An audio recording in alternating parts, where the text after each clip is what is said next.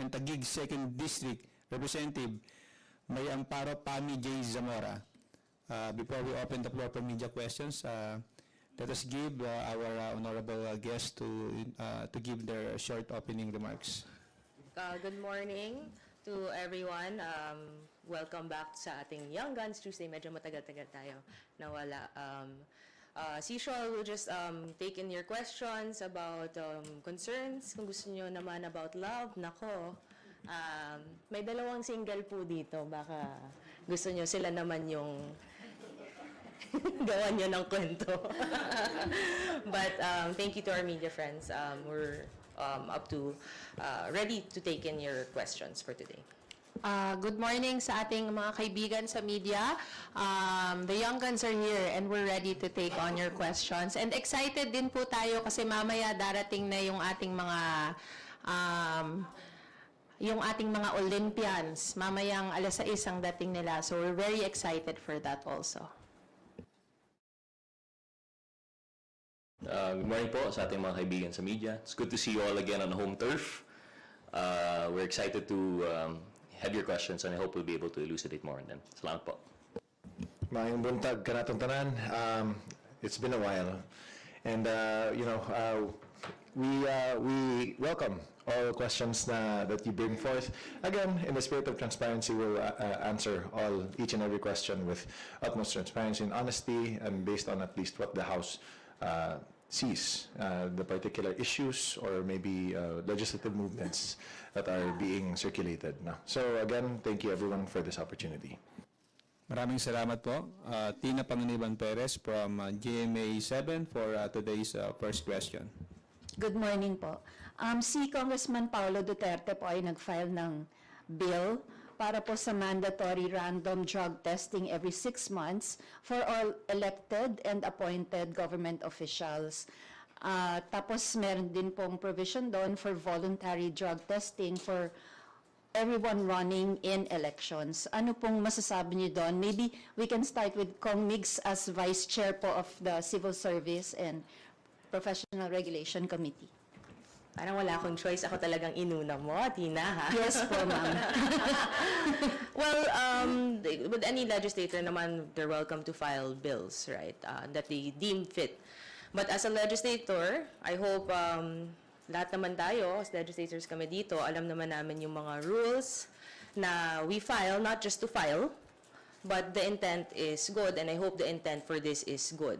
There is a Supreme Court case already that deemed unconstitutional a mandatory mandatory drug testing if it's going to be deemed included as one of the qualifications for a candidate kasi yung constitution naman naglalagay nun. But sana po, no, madepensahan niya to and maganda po yung intent niya, and to defend this, you have to be able to attend the committee hearing and not pass it on to someone else. So, if this is his bill, we respect it. It will go through the process. Sana lang na mapakita niya bakit niya ginagawa to, and na it's not for any vindication of anything. It's not to single out someone because that will be unconstitutional. And sana this applies also sa local government units because, as our friends in media know, even in Davao City, meron mga 37, I think, that tested positive sa drug test, random drug test sa isang department. So, sana this applies to all, hindi lang mag-single out. Ma'am, sorry po. Idagdag ko lang po na specified kasi doon sa bill na including the president. So, I hope including din lahat ng mga local government at lahat. Again, kung gusto niya ganito yung bill, he has every prerogative to write a bill, pass a bill, file a bill, and go through the committee. And if he deems that fit na tama yung wordings at madedepensa niya yun, sana lang po madepensa niya yun in the committee, in the floor, in front of everyone, and not pass it on to another congressman dahil bill niya po to. So, you know, we will follow the process. We respect his knowledge and his intent on this. Sana lang the intent is good para sa kabutihan ng taong bayan, because we are legislators to file bills for the betterment of the Filipino people at hindi para mang-asar or mang-single out or use your position to do things na may personal aspect po. So yun, sana po madepensa niya at magpakita po siya dito sa Kongreso. Yun lang po. To quickly just add on, I guess tayo naman dito, no, our friends in the media and us also working in politics are aware of the noises around. And to specifically, just to answer also directly what Tina said, to include specifically a position might also infer that there might be, you know, as much as I hate to say it, sana naman walang personal agenda, no, yung mga fina-file natin ng mga bills. In fact, what we do here in the House is we always look at the Filipino people, no. If the intent is for the Filipino people, we welcome them to file any kind of bill. And of course, it will go through the processes of, you know, committee hearings, public hearings, and we will go through the process so that we can also make the best version out of the bills that are being filed. Pero yun nga, we hope na lang to see that there should be less amounts of personal agendas in the filing of bills and more towards the vision of a better country, a better place for the Filipino people, and also, you know, just to protect then everyone. No, so again, we would call on the wisdom of, you know, we've had already, as what Congresswoman Miggs mentioned. There's also a Supreme Court case na rin, and it was also deemed unconstitutional. There were bills filed previously in the previous Congresses also targeting, or at least, well, including local government officials that didn't really go through because of the Supreme Court case. So again, we would leave this to the wisdom of all the agencies, players involved, but we can get also at least a clear picture on how this should go. So ayun na. I guess na sabi naman po lahat, but just a quick comment on my part. On its face, mukhang maganda naman po yung batas. We haven't had the time yet to read specifically kung ano po yung nandun. But I think that's the challenge po talaga sa mga nag-aaral po ng batas. Alam po natin na yun nga, nabanggit ni Congresswoman Nograles na meron pong Supreme Court case already that tackled this, and actually it was deemed unconstitutional to include drug test as a mandatory step or as qualification of candidates. So we would be very much interested po siguro to see ano pa talaga yung laman ng batas na ito. In what words was it couched? Would it be able to pass that constitutional barrier from previous iterations?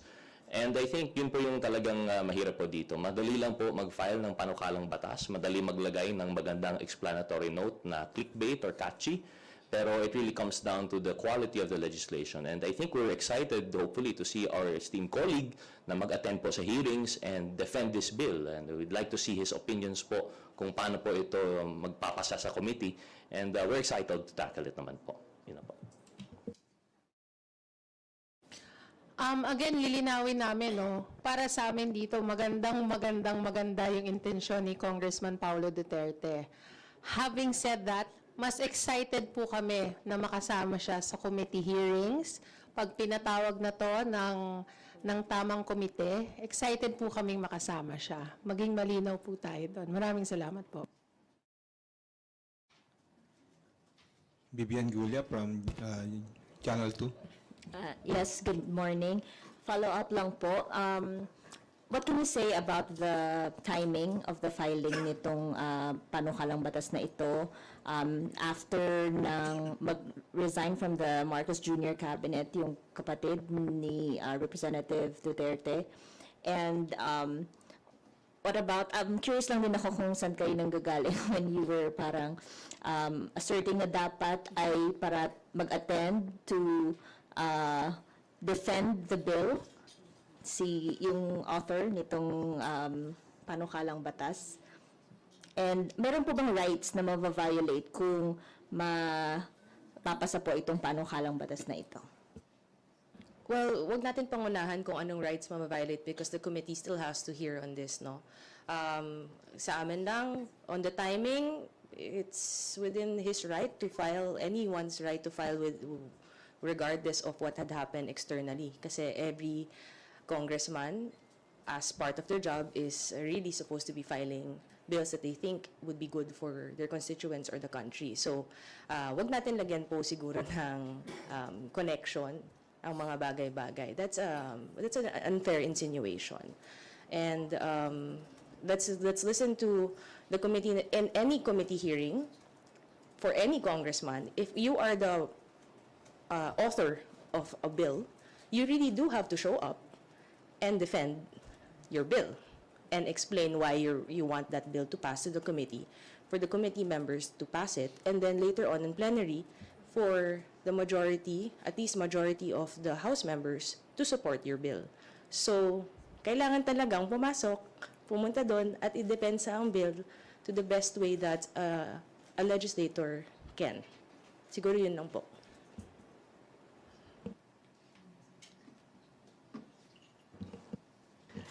Siguro in addition, and it's not saying much in addition po siguro. Tama po yung sabi ni Kong Nograles. We feel po siguro that it is not, I personally, for this representation, hindi po siguro lugar namin na mag-speculate. Just to make it clear on its face, yung pagbabasa namin, very briefly though, pero based on our reading, my reading of the explanatory note and the bill itself, I wouldn't want to speculate as to the timing or if there are any other intentions. Kasi klaro naman, wala namang nabanggit doon other than for the exigency of the service. But with that said po siguro, as mentioned, yung pag-attend po, the second part of the question po, ma'am, sorry, can we, ano po yung... Regarding the rights to violate, siguro po, we won't be able to say right away kung ano po talaga ito. We'd like to really thresh this out in the committee. Pero what stands for us, at least sa amin po with the background yung sa batas, what really comes to mind when you talk about drug tests and candidates is it was struck down as unconstitutional sa Supreme Court. As much as the intention may be good and as much as we would like to have this kind of measure to ensure that our public servants are of tip-top shape and of sound mind, ang maintain po talaga ng Supreme Court ay bawal po ito. So, yun nga po, that's why we really are looking forward to seeing him defend it. Ano po kaya yung wording nito? If it would be able to pass whatever constitutional test was imposed by the Supreme Court, these are the things that we want to see. We don't want to look into the timing or intention or speculate when there is nothing there. But we'd like to see, let's walk the talk and work out the legislation po itself. Yun lang po. Are there any additional related questions before we move to next topic? Related? Okay. Red Mendoza from Manila Times.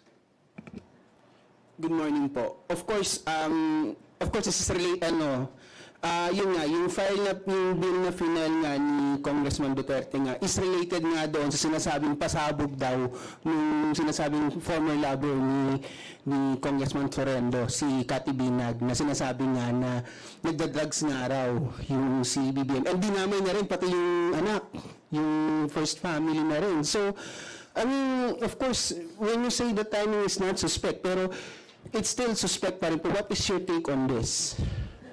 You know, I think we answered this already, diba? Kung sino nagsalita, whoever talks, tingnan nyo muna kung credible ang nagsasalita. Look at the background. If credible ang mga sinasabi ng isang tao. But also, your questions are unfair to say ang timing. Kung totoong magaling kang legislator, alam mo yung trabaho mo, you will not file a bill and waste the resources of Congress and time to go after one person for personal reasons. Huwag ka na lang siguro mag-congressman kung yan lang po yung gagawin nyo. Kasi hindi yan ang trabaho ng isang congressman. So, with the timing and all, we cannot speak for him why he filed that. And I'm sure the good congressman has good intentions for that, regardless of the timing. Sana lang po, no? Tingnan natin sa committee, tingnan natin how he will defend it, and make sure this is not going to be unconstitutional, and this applies to everyone. All officials, all candidates, all local government, lahat. Hindi lang isang tao. Kasi kung isang tao lang naman yung gusto mo, you don't need to file a bill, siguro. Don't waste the resources of Congress and our time. I hope that answers your question.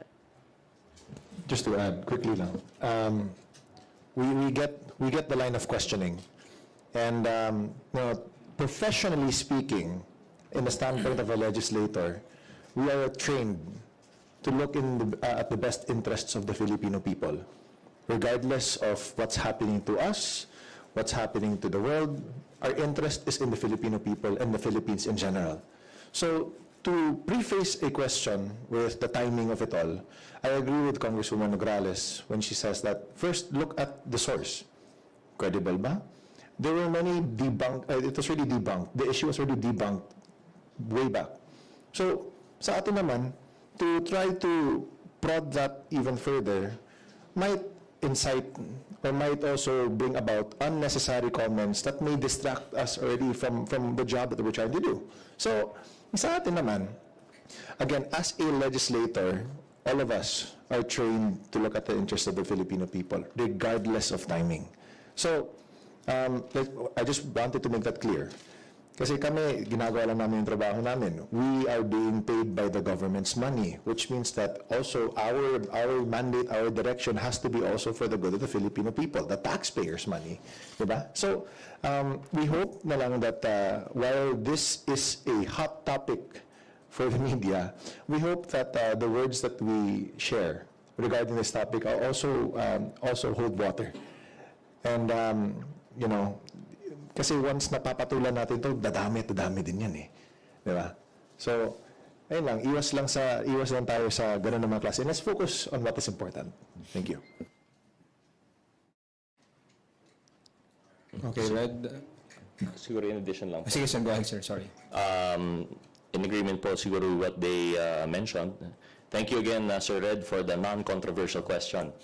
But siguro po, I think if I'm understanding the question correctly, I think it would be unfair to insinuate any other intention sa timing po ni Congressman Pulong. As I mentioned, on the face of the bill, on the explanatory note, wala naman pong siyang masamang nasabi. And for all you know, the timing might be related to the finding of 37 positive drug cases in the City Hall of Davao. To recall, this happened sometime in May 2024, recess po yan, and we recently just resumed Congress. So baka yun po yung timing na sinasabi. Maybe he sees a drug problem in Davao that has to be remedied and he wants to replicate it nationwide. So I don't know if it would be correct, and I don't think it would be fair to intimate or to suggest na the timing is related to yung vlogger pasabog, as you mentioned po. But with that said, yun lang po siguro yung masasabi ko doon. Thank you. Thank you. Elson Gismoria from Manila Bulletin. Hello po, just to clarify something. Anyway, good morning. Kong Pami said excited po siya na makita si Cong Pulong to participate. What does this mean? Hindi niyo po ba siya nakikita na umaattend sa mga hearing? And even kung nagsalita siya or hindi, have you seen him around dito sa House, dito sa plenary, during sessions? Just curious po.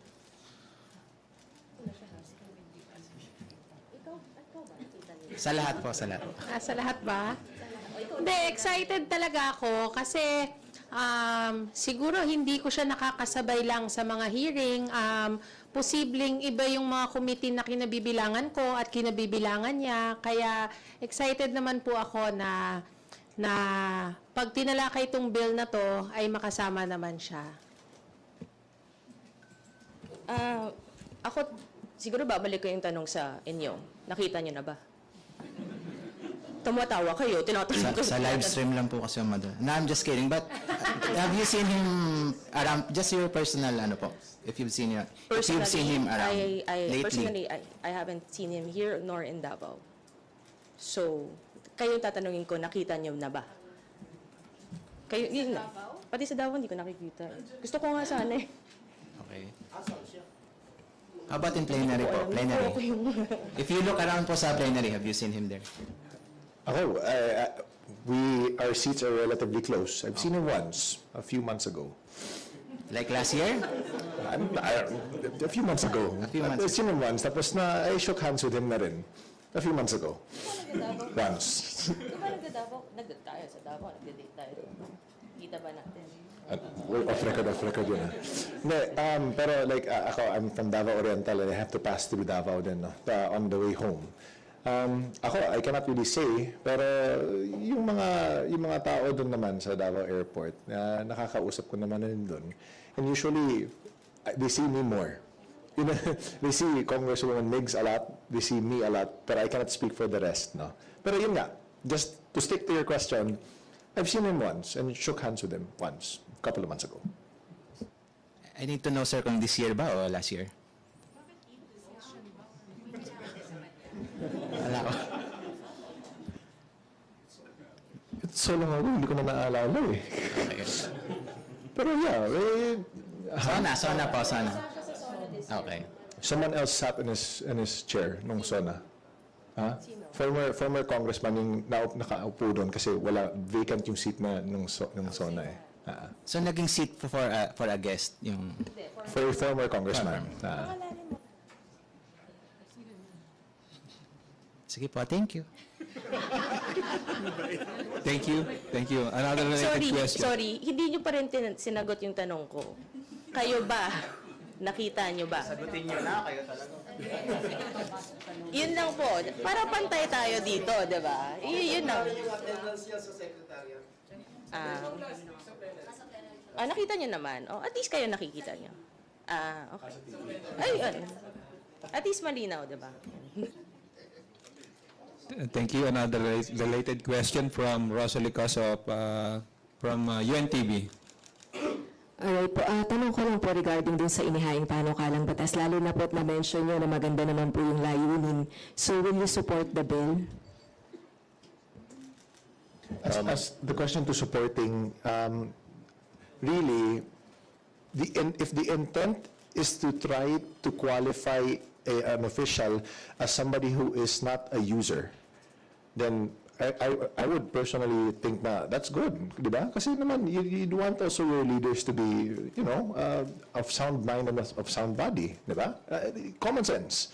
Pero again, the Supreme Court has also ruled otherwise in terms of, you know, the viability of this law to be passed. So, yung sa amin naman, we have to balance it, you know. That's why the committees are there. No, we have to look at the wisdom of other people kasi our opinions are just our opinions. We want to see the clearer picture. So sa amin naman, I don't want to put the cart before the horse. Pero kung sabi through the committee meetings, kung sabi nila na maganda tong batas, then we would also support it, yeah. Pero sa akin naman, personal opinion, you know, it's good to know if your leaders are of sound mind and of sound body. So, you know.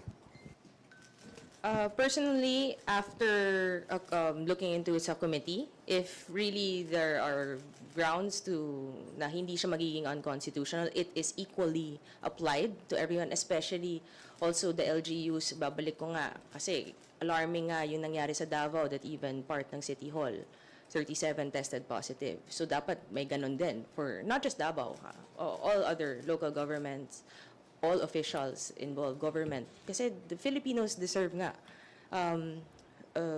leaders, especially those working in the government, who are not doing illegal drugs, right? So I will support it after the committee hearing, and if it will really be fair and hindi siya mukhang magiging unconstitutional. Because it is a good thing to make sure that our officials know how to lead properly na of sound mind. Sobrang susuportahan ko pa. Gusto niya co-author pa ako. I mean, wala namang masama sa gusto ni Congressman Duterte. Ang problema nga lang, ma'am, as I've said, within the past 2 questions, kailangan lang sa sarili niya ay maipagtanggol niya yung panukalang batas na ito at kung bakit niya ito gusto. Kasi bago pa po kami makasuporta kailangan dumaan muna sa komite. Eh, ang problema po, hindi po ako miyembro nung tamang komite na yan. Ngayon, pag makarating po yan sa floor, susuporta po talaga kami. Wala naman pong masama na i-drug test ang lahat ng elected officials. Yeah, I think we're in todo yung supporta ni Kong Pami. For this representation po, just that issue lang po on the constitutional barrier that we've already had in previous bills. But should we see in the committee that it passes that, I see nothing wrong with the bill and we will definitely support it. In fact, perhaps we could even explore expanding it, not just to public officials, maybe to certain all of government, maybe vloggers, para clear na rin yung sinasabi nila that they're also of sound mind and sound body. Lahat na. For as long as there will be a germane, valid classification in line with equal protection to the laws, as long as it would be allowed, I think we would support that. Okay, if there are no additional questions regarding the bill filed by Cong Pulong, we will move to next topic. I acknowledge Gab Lalo from Inquirer Online.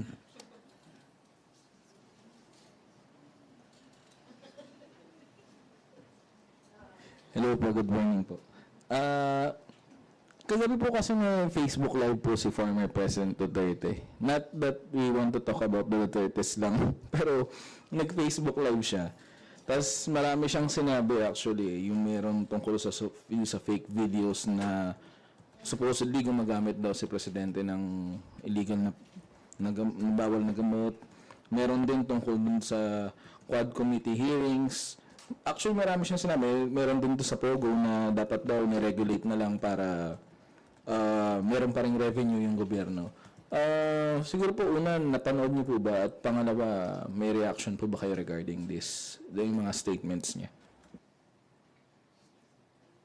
Kung napanood ko, hindi ko napanood kasi pagbukas ko, nakita ko agad si Crystal Ball, Harry Roque. So, sabi ko, ay, wag na. Okay. So, hindi ko napanood. Ano bang nasabi ni PRRD? Ano bang nasabi? Oo, hindi ko na pinanood. Oo. Ayun po, Ang haba tapos naputol yung internet. nag-react po siya, may mga reaction siya regarding sa yun nga, yung fake video na hindi raw siya makapag-decide kung si Presidente raw ba talaga yun. And then, sa Quad Committee hearings, binadnote niya yung ICC again, minura niya. Tapos, yun nga po, yung sa Pogo, sabi niya, it could have been regulated na lang para may revenue pa rin yung gobyerno. Bits and pieces lang napanood ko, no? Oo nga, no? Bakit ako yung nandito, ha, na ganito yung topics natin, no? Kayo, ha? Hindi. Honestly, I didn't get to watch the whole thing. Medyo, parang 1 hour ata, no? Mga 1 hour siya. When it comes to the Quadcom, we are doing this because of things na nakikita natin with what has been happening. And this is the duty of us as part of the legislature to look into things na kung may hindi magandang nangyayari, especially that it's linked to the Pogo, no? We really have to look into it. Hindi man pwedeng tumahimik lang tayo.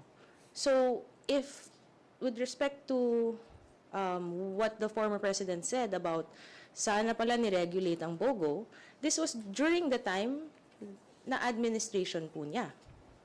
So, why did he not do it? Why did the previous admin did not do it if gano'n naman pala dapat?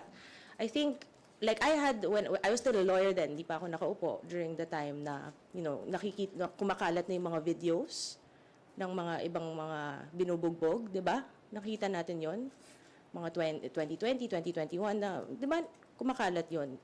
That should have been acted upon. Kasi alarming na, that early pa lang. But it's only now that we're doing something about it. And thankfully, this leadership is not closing hindi sila tumatalikod sa mga ganitong nangyayari.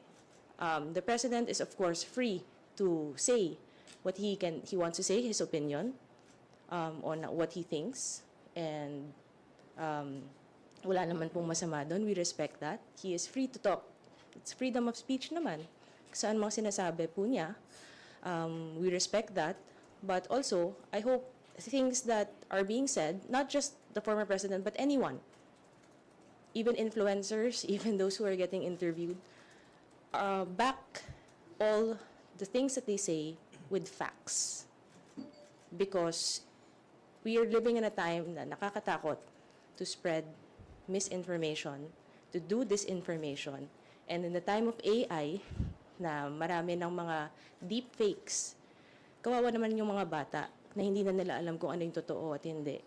And they deserve to know what the truth is. At tayo, na mas matanda, and even part of the government, we have the duty to make sure the people know the truth and it's backed up by evidence and facts.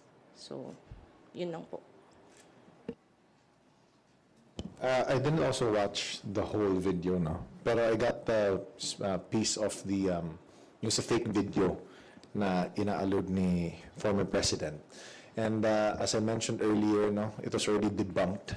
And as what also Congresswoman Miggs said, let's stick to the facts. It's already debunked, pero you try to relive that story. Medyo iba na yung mensahe din na pinapahayag eh. No? But we understand that that's his freedom of speech. We hope that the freedom of speech is also not used then to misinform. Yung sa atin naman, no, in the pursuit of truth, we hold these press conferences. In the pursuit of truth, Speaker Martin Romualdez also gave us a marching order to look into those issues. No? And yung sa atin naman, the committee meetings are public. You know, it's always, everything's live streamed.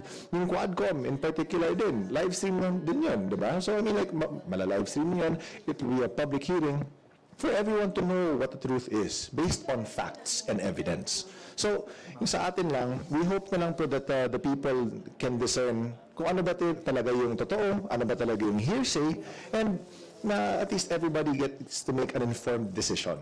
Basta, you know, sa Bisaya pa, may word kami na, ang tawag namin, yaw-yaw, na salita pero baseless. So yung sa amin naman, I hope that it doesn't end up that way. Kasi sa amin, you know, nasasayangan yung oras natin, na makikinig pa sa ganyan. We could have spent 10 minutes doing something important, tapos yun pala yung maririnig natin. You know, baseless and useless. So I hope na lang, this is also a call na lang din, na for everyone to make informed decisions. Na. Listen intently, yes, but also try to verify the facts that are also being presented. And the facts point that that video is fake. So there is no other way to go around it. Multiple agencies have already proved it was fake. So yung, I hope na lang din na people recognize that, they keep that in mind, and move forward na lang. No? We'll look at the more important things at play. Pero pahabol lang, in line with what Kong Chino said about facts, this is why we are doing the Quadcom, to look at what is factual, at ano ba talaga nangyari, bakit nangyayari to, and what are these things that are being tied to it, because everyone deserves to know the truth. And we are doing this for everyone to know. Nakikita nyo naman po nakaka-stream naman din po siya. So, if you want to know the truth, then follow what is happening with the committee hearings. Para, iyan na lang talaga, because it's backed by resources with facts and resource persons who are invited. And sana pumunta yung mga ini-invite, di ba? Because this is the only way for us to know the truth behind all these words and speculations and paglalabas sa videos. yun lang po.